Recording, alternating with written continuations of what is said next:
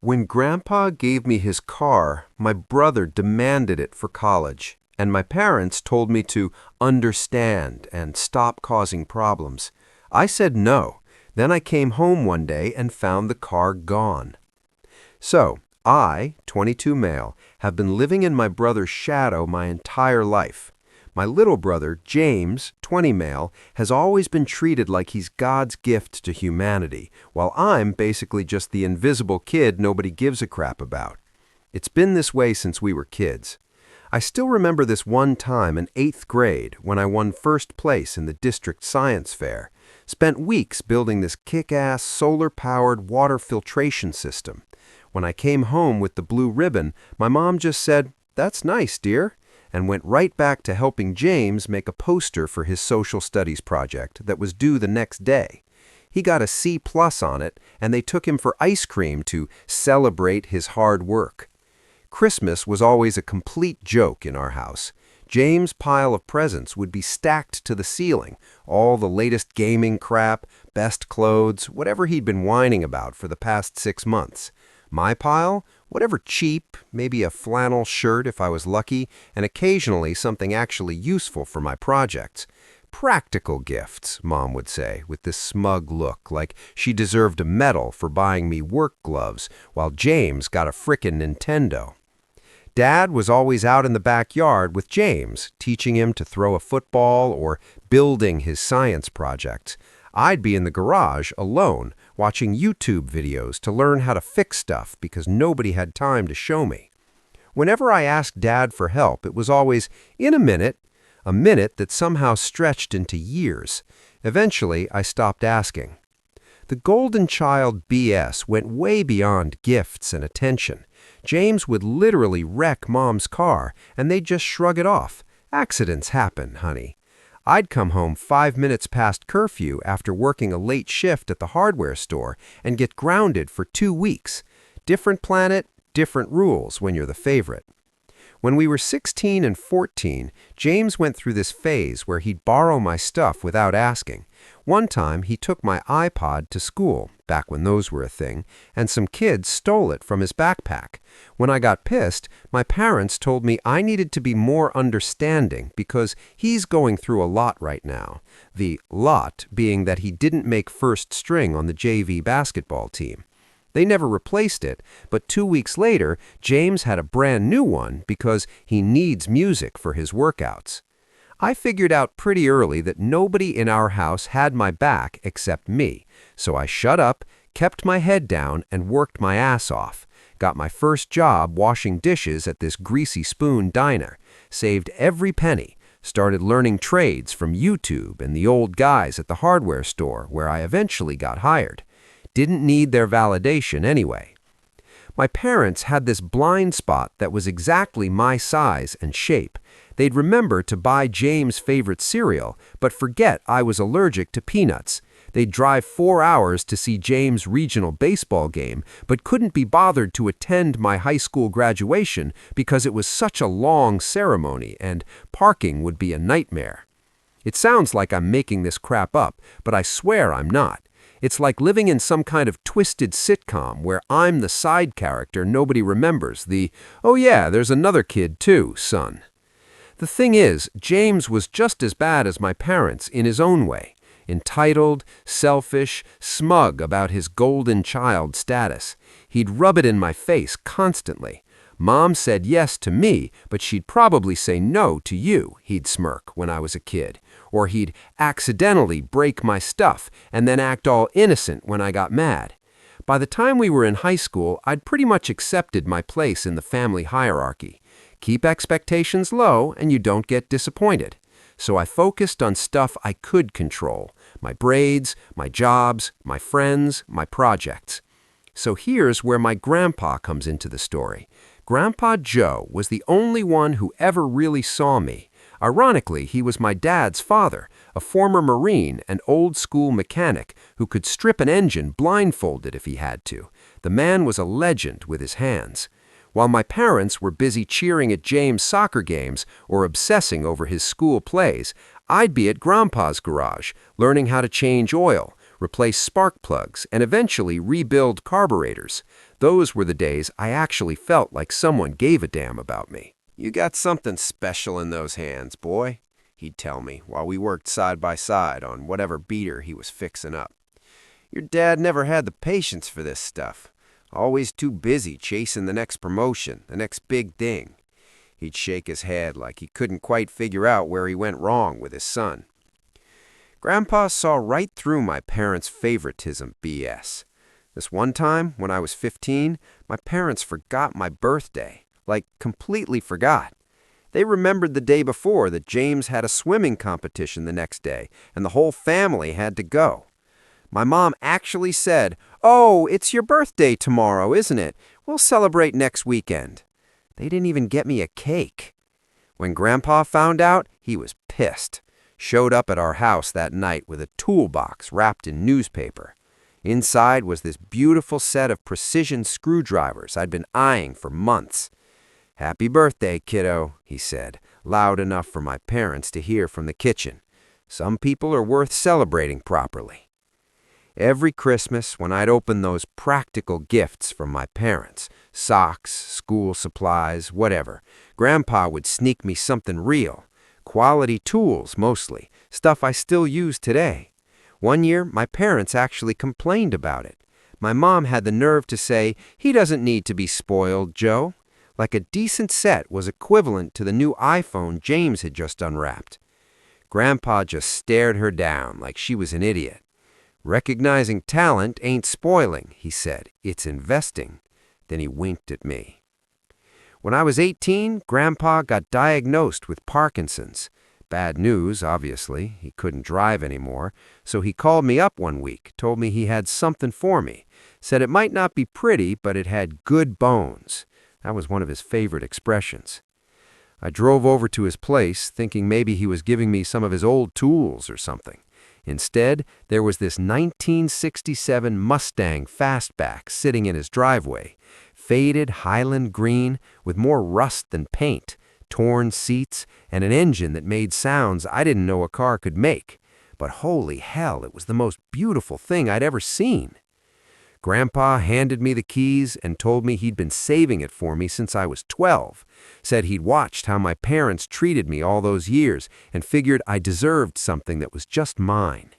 He'd planned to restore it himself, but his hands weren't working right anymore with the Parkinson's starting to take hold. "Your dad never appreciated muscle cars," he said, running his hand over the rusted hood. "But you'll bring her back to life." I'm not gonna lie, I had to turn away for a minute. Got something in my eye or whatever. When I drove that rust bucket home, my parents actually laughed at it when they saw it in the driveway. Dad didn't even look up from his phone when I told him about it. Just said, "Don't waste money on that death trap." My mother was too obsessed with this pile of junk. Pile of junk? Nah, now I see what Grandpa was trying to tell me. Mom just complained about the oil stains on the concrete. James, though, his eyes lit up like it was Christmas morning when he saw it. "Wow, that's gonna be so badass when it's fixed up," he said. "Too bad Grandpa never showed it to me." And for once, I felt like I had something he envied, something he couldn't just get by whining to our parents about it. For 1 year, I spent every spare minute on that car. Every paycheck went straight to parts after rent and food. I learned to weld, taught myself how to rebuild the engine by watching endless YouTube videos and reading forums. My hands were permanently stained with grease, fingernails never completely clean, arms covered in little burns and cuts. My room was stacked with Chilton manuals and printouts of wiring diagrams. I'd fall asleep thinking about valve timing and wake up planning bodywork. When things got bad at home, which was always, I'd escape to the garage and lose myself in the restoration. There's something almost meditative about working on cars. When you get in the zone, it's just you and the machine. Everything else fades away. I sourced parts from junkyards, swap meets, online forums, rebuilt the 390 V8 myself, piece by piece, sanded the body down to bare metal, and painstakingly fixed the rust spots, learning to weld and shape metal as I went. Did the paint job in my buddy's uncle's shop after hours, traded labor for booth time, reupholstered the whole thing. The day I finally got that engine running right, hearing that deep rumble of the V8 coming to life, man, it was like everything I'd worked for finally paying off. The Highland green paint gleamed in the sun. Yes, I went with the bullet color, sue me. The black leather interior smelled like a new start. And when I took her for that first real drive, windows down, engine growling, for once in my life I had something that was truly mine, something I'd built with my own two hands that nobody could take credit for. She was my achievement, the thing nobody could take away from me. See, the thing about growing up as the ignored kid is you get used to people not really wanting your stuff. Nobody was fighting to borrow my clothes or play with my games because, in their eyes, James always had the better version anyway. So I wasn't prepared for what happened when, for once in my life, I had something that was actually worth envying. And man, did James envy that Mustang. So after I got the Mustang running properly, James couldn't stop talking about it. Every single time I drove it, he'd be at the window watching like a kid staring at an ice cream truck. Whenever I'd pull in, he'd come racing out to the garage. "Can I sit in it, just for a minute?" At first, I didn't mind that much. It was actually kind of nice having someone appreciate all the work I'd put in. My parents sure as hell didn't care. Dad just complained about tools taking up space in the garage, and Mom kept making these passive-aggressive comments about wasting money instead of saving for a real future, whatever the hell that meant. But then James's requests started getting more annoying. It went from, "Can I sit in it?" to, "Can I drive it to prom, just for one night? I'll be super careful." Then it was, "Let me take it to the beach this weekend. My friend would freak if I picked him up in this."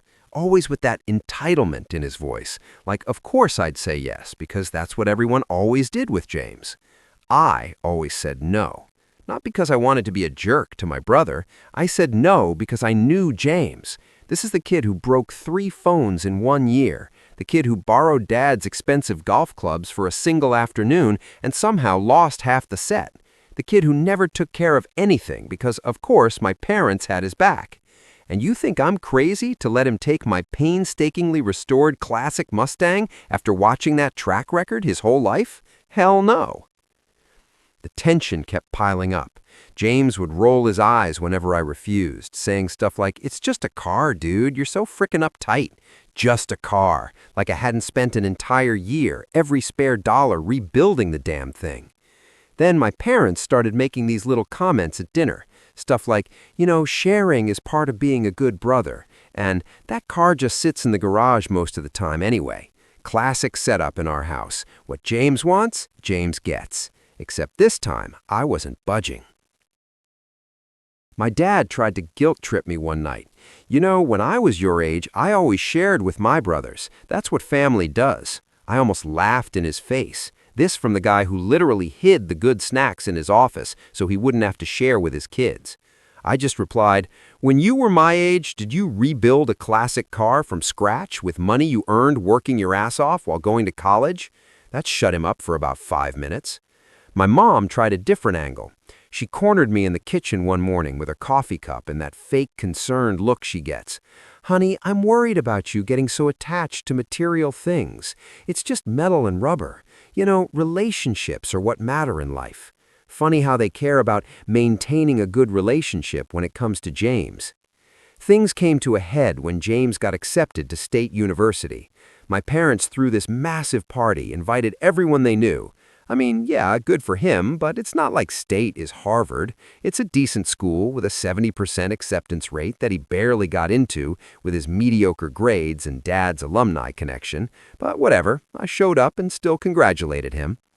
During dinner, Dad stood up and announced they had a surprise for James. Dad started talking about how James would need transportation for campus, which was about 40 minutes from home, and looked right at me, saying they thought I should let James use the Mustang while he was at school. The entire table turned to look at me, expecting me to just smile and play along like always. Like I was going to say, "Sure, take the car I spent 1 year rebuilding, the one possession I have that actually means something to me. No problem at all." I just said, "No, that's not happening." 3 simple words. You'd think I'd suggested we sacrifice the family dog from the way they all reacted. Dead silence at the table. Dad tried to smooth it over by saying we'd discuss it later, but I shut that down too. Told him there was nothing to discuss. It was my car. End of story. Mom jumped in, saying I shouldn't be selfish because James needed reliable transportation for this important time in his life. Like college is somehow more important than, I don't know, my entire existence, maybe? I told them to buy him a car, like they bought him everything else he ever wanted. That's when Dad got pissed, slammed his hand on the table, nearly knocking over the gravy boat, and said I was being ridiculous over just a car. I stood up and finally let out what I'd been holding in for years. I told him it was my car, that I rebuilt myself, that I had the title for, that I paid for with my money, and I wasn't giving it to James just because he wanted it. Told them for once in their lives to tell their precious golden child no. Said maybe James could learn what it's like to actually work for something instead of having it handed to him on a silver platter. Mom looked at me like she couldn't believe I was actually standing up for myself. Dad looked like he was going to burst a blood vessel. James just sat there with that frown, probably pissed that his usual want, whine, get process was hitting a roadblock. I walked out before anyone could say anything else. Next morning, Dad tried again. He tried a different way this time. "Listen, son," he said, like we were negotiating a contract. "I understand you've put a lot of work into that car. What if we compensate you for it? We could put some money toward another project car for you, something you could work on while James takes the Mustang. He needs it now." I just laughed. "You don't get it, do you? It's not about the money. I don't want another project car. I want my car that I already rebuilt. And don't start again with the 'it's just a car,' because it's not. It means way more to me than that." Then he tried the being selfish again. "James has an opportunity here. This could really set him up for success. Don't you want what's best for your brother?" I was so tired of that line. "What about what's best for me, Dad? Has that ever crossed your mind? Even once?" The look on his face told me everything I needed to know. It genuinely hadn't. For the next couple weeks, things were tense at home. My mom tried the silent treatment like I was the one being unreasonable. My dad kept making these little digs about team players and family sacrifice. James alternated between sulking and trying to butter me up with sudden brotherly interest in my life. I just kept my head down and focused on my classes and work, spent as little time at home as possible, started seriously looking into getting my own place, even though rent in our area was ridiculous. But I started planning.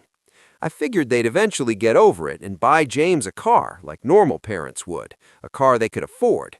But nope, they just didn't want to, because why spend money when they could take my car for free? Then, after 1 week, I got a call from my aunt in Michigan. Grandpa Joe's health had taken a serious nosedive. The Parkinson's was getting worse, and during a routine checkup, doctors found some other issues. They were concerned about heart stuff. Apparently, Ein was panicking. Immediately planned to drive up to Michigan to see him. It was about a 6-hour drive, and I figured I'd stay for a long weekend. I told my parents I was going, even though we were barely speaking after the dinner fight. Mom just nodded and said to give Grandpa their love. Dad grunted something about me missing work. Classic. I was angry they barely gave a crap about Grandpa. My buddy Dean, who always loved my grandpa's stories, knew about the trip. He got sad for Ein and offered to drive with me. "Been wanting to visit this legendary man," he said. I thought about taking the Mustang, but Michigan roads in early spring are absolute hell. Potholes the size of kiddie pools from the winter freeze-thaw cycles. Didn't want to risk damage to the freshly restored undercarriage. Plus, Dean's truck had better heat, and Michigan was still freezing in April, so we took it instead. When we got to Michigan, my entire mood changed. Grandpa was in rough shape. Seeing this tough old Marine who used to carry me on his shoulders, now barely able to hold a coffee cup, it really messed me up. His body was failing him, but his mind was still sharp as ever. "Took your sweet time getting here?" he grumbled when we walked in, then winked to let me know he was kidding. We sat with him, and he started telling war stories and tales from the past, and Dean was eating it up. It was good to see Grandpa happy again, even if just for a bit. Dean had to head back after the first weekend for work, but I decided to stay longer. Grandpa's condition was worse than I'd expected, and I wanted to be there. I slept on a cot in his room at the assisted living place, helped him move, made sure he ate properly. We had some good talks during those 2 weeks. He asked about the Mustang, of course. I showed him pictures of the finished restoration on my phone, and his eyes lit up. "Damn, boy, you did good. Real good job. I'm proud of you, kiddo." Then he asked about my parents and James. Saw right through my vague answers. "They giving you crap about that car, aren't they?" I nodded, told him about James wanting it for college and the big fight. Grandpa just shook his head. "Your dad never did understand the value of working with your hands. Always wanted the easy way." Then he looked me dead in the eye. "Don't you give in, you hear me? That car is yours. You built it. You keep it." I promised him I would. After almost 2 weeks, Grandpa finally stabilized enough that I felt okay about heading home. The nurse had a good routine with him, and my aunt was checking in daily. I caught the Greyhound bus back. It was a long, uncomfortable ride, and I was exhausted by the time I got to our town's bus station. Called an Uber to take me home since nobody in my family bothered to offer a ride, even though I texted my ETA. When I pulled into our driveway, something felt off immediately. The Mustang wasn't in the garage where I'd left it. I figured maybe my dad had moved it to work on his own project car, so I checked the street, the parking, the side yard, everywhere. Nothing. I stormed inside and found my mom in the kitchen. "Where's my car?" I demanded. She jumped like she was surprised to see me and immediately tried changing the subject. "Oh, you're back. How's your grandfather?" "Where's my Mustang?" I repeated, not letting her deflect.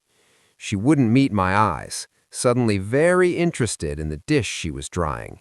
"Oh, James took it to campus. He needed a car for school, and since you were gone." My blood went cold. He took my car to campus after I said no to all of you? Are you serious?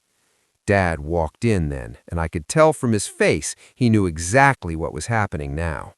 "Now listen," he started, using his courtroom voice. "We tried to call you, but reception was spotty up there." "Bull," I shot back. "I had a signal the whole time. I texted you guys every day with updates about Grandpa. You didn't call because you knew what I'd say." Dad went on. "Look, what's done is done. James needs that car more than you do right now."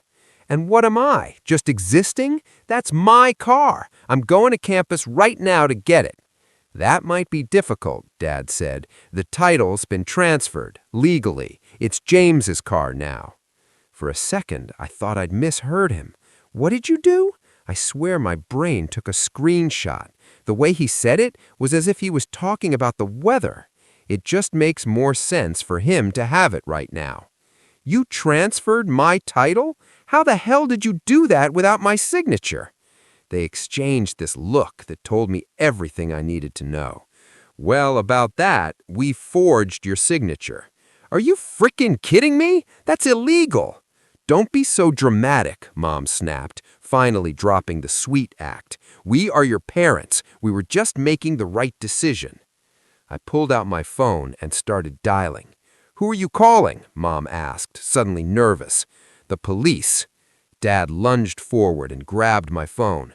"Don't be stupid. You'll regret it." I looked at him, already boiling. "Yeah, someone's going to regret this, but it won't be me." I grabbed my phone back and walked out. Called Dean, and he came straight to pick me up. "Dude, what happened? You look like you've seen a ghost." I told him everything. "What the actual hell?" was all Dean could say at first. Thought I'd crashed on his couch that night, too angry to even think about going back home. Kept picturing James driving my car around campus, showing it off like he owned it, imagining my parents thinking they'd gotten away with it. The more I thought about it, the angrier I got. Dean's dad, Tom, came home late from work. Luckily, he's a lawyer. Dean told him what happened, and he sat down with us. He told me that what they did is definitely illegal. Grand theft auto, forgery, fraud, those are all felonies. But he told me that I need to think hard about whether I want to go down this road with my family, because they might face real consequences. But guess what? I had 0 S's to give. Let them face whatever the hell was coming because they deserved it. That night, my phone was blowing up with texts from my parents, all variations of "come home so we can talk about this" and "you're overreacting" and "family comes first." I ignored all of them and slept, knowing I was about to give them some lessons. That's when Operation Takedown began. The next day, first stop, the DMV. Most boring place on the planet, but man, was it worth the 2-hour wait. I requested records of the title transfer for the Mustang. Sure enough, there it was, my signature on the transfer papers, dated exactly when I was sitting in a hospital room in Michigan with Grandpa. Got copies of the original title, too, showing the car was legally mine from when Grandpa signed it over. Next, I dug through all my files at home when my parents were at work. I'd always been meticulous about keeping records for the Mustang restoration. I had every receipt, every before and after photo, every piece of evidence showing it was my project from day one. Had the original bill of sale from Grandpa to me. Even had texts from my parents acknowledging it was my car project. Then Tom suggested we get proof I was actually in Michigan when the title transfer happened. This was the genius part. I went to my bank and got ATM camera footage showing me withdrawing cash from an Michigan ATM on the exact day the transfer papers were signed. I was literally 300 miles away from the DMV when my signature somehow appeared on those documents. While all this was happening, my phone was blowing up non-stop. My parents left these desperate voicemails, starting with anger, "How dare you not answer our calls?" Moving to guilt, "We're so worried about you," and finally settling on manipulation. "If you love your brother, you'll come home and we can sort this out as a family." I didn't respond to any of it. I was done talking. This was way beyond the point where a family meeting could fix things. With all the evidence in hand, Tom and I went to the police station to file reports for grand theft auto, forgery, and fraud. Walking out of that police station was like I'd crossed some line that couldn't be uncrossed. For the first time in my life, I wasn't just taking whatever crap my family decided to dish out. I was fighting back. The wheels of justice turn slowly, but they do turn. It took almost 3 weeks for them to act on my complaint. 3 weeks of my parents escalating their attempts to contact me. The messages started getting desperate. "Stop being dramatic and come back home immediately. You're tearing the family apart over a crappy car. And you're making a mountain out of a molehill." A molehill? They stole my car, forged my signature on legal documents, and threatened me when I called them out on it. But sure, I was overreacting. I kept myself busy during those weeks, picked up extra shifts at work, helped Dean's dad around their house to thank them for letting me stay, started looking for my own apartment, figuring it was finally time to get completely clear of my family's BS. Then, after almost 3 weeks of silence from the police, the detective called. "We're moving on your case," he said. "Officers are headed to your brother's dorm now to recover the vehicle." My heart was pounding as I hung up. It was actually happening. I'd been half convinced the cops would just shrug it off as a family matter. But when the cops showed up at James' dorm to recover the Mustang, it wasn't there. According to his roommate, James had taken it to a friend's house for safekeeping after getting worried texts from our parents. Because of course he had. That's when things got really serious. What had been a family dispute became a full-blown criminal investigation. The police tracked the car to a storage unit about an hour from campus. The unit was rented under a fake name, but they traced the payment back to my dad's credit card. And there they found my Mustang under a tarp, with the VIN plates already removed. The cops said it was clear evidence they were planning to either sell it illegally or make it disappear permanently. Taking off VIN plates is a felony in itself. The next day, James got arrested at his dorm for receiving stolen property and conspiracy. My parents were picked up at work and charged with forgery, fraud, and tampering with evidence. The local paper ran a story, "Family charged in classic car theft scheme." There was even a picture of my parents being escorted into the courthouse for their arraignment. My phone basically exploded after that. Relatives I barely knew calling to ask what the hell was happening. High school friends texting to check if the rumors were true. And my parents, now truly desperate, calling hourly with tearful pleas to drop the charges in their wildest dreams. "This will ruin James' future," Mom sobbed in one voicemail. "He could go to jail. Is that what you want for your brother?" Another from Dad. "You are a total jerk. The legal fees are draining our savings. We might lose the house." I didn't call back, not once. They'd made their choice when they decided stealing from me was okay. Now they were sucking it up. My extended family was split. Some were horrified at what my parents had done, like my aunt in Michigan. Others took my parents' side, of course. My mom's sister left me this scathing voicemail about how I was destroying the family over a stupid gar. I didn't reply. What was the point? Through all this chaos, I was calm, like I'd finally reached the point when nothing they could say or do would affect me anymore. I'd spent my whole life being the good kid, the reasonable one, the one who sucked it up and dealt with whatever unfairness came my way. And where had that gotten me? Nowhere. The most surprising call came from James, from the county jail. Unlike his usual confident tone, he sounded desperate. He started with some BS about it all being a misunderstanding and claimed he thought I was cool with him having the car because our parents said so. I cut him off right there and told him to stop lying. He knew exactly what he was doing, since I told him to his face at that dinner that he was never getting my car. After a pause, he admitted it. Said he figured I wouldn't press charges because family sticks together or some crap like that. He said Dad claimed it wasn't a big deal since they're my parents and that the car was wasted on me anyway since I just worked on it instead of actually driving it somewhere worthwhile. Pure entitled BS, but exactly what I dealt with my whole life. Then he had the nerve to beg me to drop the charges because this was going to mess up his life. I just laughed and welcomed him to the world of consequences, then hung up. As the case moved forward, I got regular updates from the detective. The evidence was overwhelming, he said. Between the forged signature, the ATM footage proving I was out of state, and the fact they'd removed the VIN plates, the prosecutor was confident they had a solid case. "Your parents' attorney has reached out about a plea deal," the detective told me. "They want to make this go away."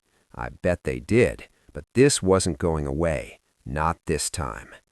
Edit 1. God, I didn't expect this to get so much attention. Thank you all. Edit 2. For those asking for an update, I will update you soon about everything. Things are quite messy now, so excuse me until I'm free. So, a round update. Hey Reddit, it's been about almost a year since my original post blew up, and a lot of you have been messaging me for an update, and let me tell you, there's a lot of things to tell, so buckle up. So, the legal system worked slow as hell, but it gets there eventually. Over the next few months, I watched from a distance as my family's perfect image completely fell apart. Turned out the prosecutor wasn't interested in any plea deals. James ended up with a felony conviction for grand theft auto and tampering with evidence. Got sentenced to 8 months in county jail, 3 years of probation, and 500 hours of community service. State University expelled him immediately when the conviction came down. No appeals, no second chances. My parents didn't fare much better. Dad got hit with forgery, fraud, conspiracy, and tampering with evidence. Mom got the same charges, since they proved she was the one who actually forged my signature.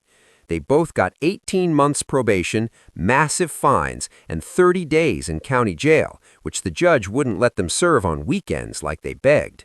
Dad lost his accounting job. Turns out firms don't like keeping convicted fraudsters around to handle money. Their perfect reputation completely destroyed. On top of the criminal charges, the civil suit I filed, with Tom's help, hit them where it hurt. They had to sell their house to cover legal fees and damages. Last I heard, they're living in some crappy apartment and barely making ends meet. They tried to declare bankruptcy to escape the civil judgment, but the court denied it. Through their court-appointed lawyer, they made one last attempt to reach out, offered to take a second mortgage on the house they were already selling to pay for the car, and then some if I just dropped the charges. Said we were still a family and could get past this. I sent back one line through Tom. We stopped being a family when you chose James over me for the last time. The Mustang was eventually recovered from the storage unit. The court ordered it returned to me with damages for the attempted theft and emotional distress. It came back with a dent in the fender and some scratches, but nothing I couldn't fix.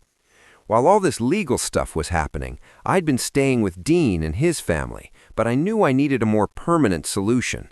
I didn't just want to move out. I wanted to get away from that toxic environment completely. So I made a decision.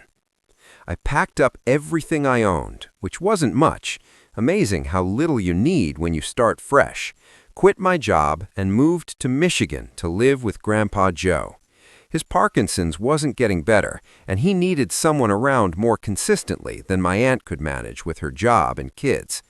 It was honestly the best decision I've ever made.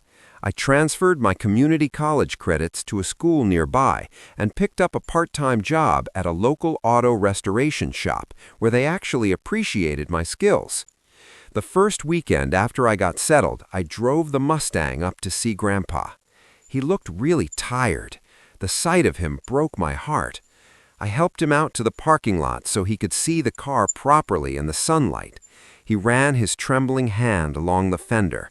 The smile on his face was precious. He was so happy I moved in with him. Living with Grandpa those few months was the best thing that could have happened for both of us. I'd help him with everything and even cook his meals, while he'd sit at the kitchen table giving me advice about compression ratios and valve timing. We'd watch old westerns together in the evening, him falling asleep halfway through, but insisting I tell him how they ended anyway. My parents tried to visit a few times after Grandpa took a bad turn. He refused to see them. He said he didn't want to see those two hypocrites. Grandpa passed away about 6 months after I moved into his house, went peacefully in his sleep. I was with him that last night, telling him about this 1969 Charger the shop had just taken in for restoration. I grieved him. Still do. At the funeral, my family showed up. James looked like hell after his stint in county jail. My parents just looked beaten down and old. I kept my distance, even when they tried to talk, didn't trust myself to say anything that wouldn't turn into a scene, and Grandpa deserved better than that. On his final day, after the service, I was shocked to learn that Grandpa had left me everything. His house, his tools, his modest savings. My dad looked like he'd been slapped when the lawyer read the will. Guess he'd been counting on an inheritance to help with their financial problems from the legal mess. The lawyer handed me an envelope afterward, a letter from Grandpa. The letter began with, "To my real son." He wrote that the last months with me were the happiest he'd had in years. He even asked me to keep the Mustang running smooth. I couldn't help it. I cried my eyes out when I read it. I still keep that letter in the glove box of the Mustang now. Still in Michigan, living in Grandpa's house, got some solid friends, a job I love, and a future that looks pretty bright. Every Sunday, when the weather's good, I take the Mustang for a long drive down the coastal roads by the lake we drive on. As for my family, they contacted me many times, begging for help. I blocked them every time and told them to go to hell. That door is closed and locked. Edit 1, guys. Thanks for all the awards and support. I appreciate your kind words a lot. Edit 2, for those asking if I'll update you guys again. I think I'm going off for a while. I really need to take a long break and just focus on my life.